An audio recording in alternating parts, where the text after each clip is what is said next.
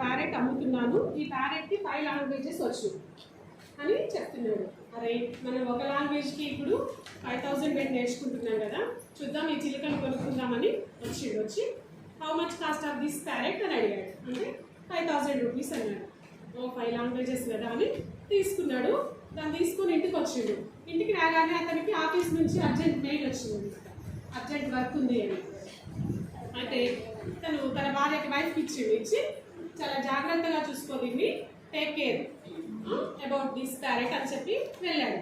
అయితే తన భార్యకి ఏం అలవాటు అంటే హస్బెండ్ ఇంటికి ఏం తెచ్చినా దాన్ని మంచిగా కట్ చేసి కూర వండాడు. అంతకుముందు కోడిని తీసుకొచ్చి ఇచ్చాడు, దాన్ని కట్ చేసి కూర వండింది. ఫిష్ తీసుకొచ్చాడు, దాన్ని కట్ చేసి కూర వండింది.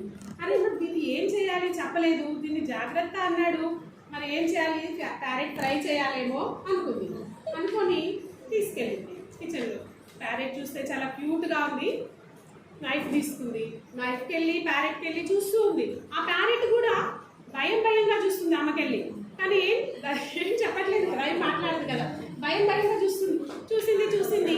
సరేలే అని కట్ చేసి కూర వండింది. తర్వాత నైట్ వచ్చాడు హస్బెండ్ వచ్చి, వెర్ ఈజ్ మై ప్యారెట్ అన్నాడు. It is on the dining table.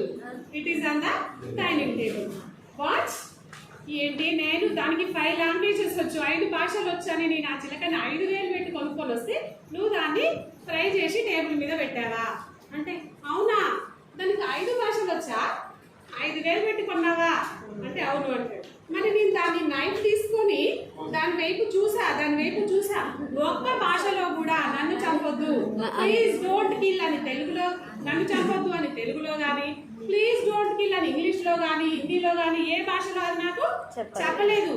అంటే దీని అర్థం ఏంటి, మనందరికీ ప్రతి ఒక్క టీచర్కి ఏదో ఒక టాలెంట్ ఉంటుంది, మనకు చాలా విషయాలు తెలుసు, కానీ మనం దాన్ని ఎక్స్ప్రెస్ చేయట్లేదు, బయట పెట్టట్లేదు. మనము మాట్లాడాలి, పిల్లలతో మాట్లాడించాలి. పిల్లవాడికి కూడా అక్షరాలన్నీ వచ్చండి, గుణింతాలన్నీ వచ్చు, మొత్తం వచ్చు, కానీ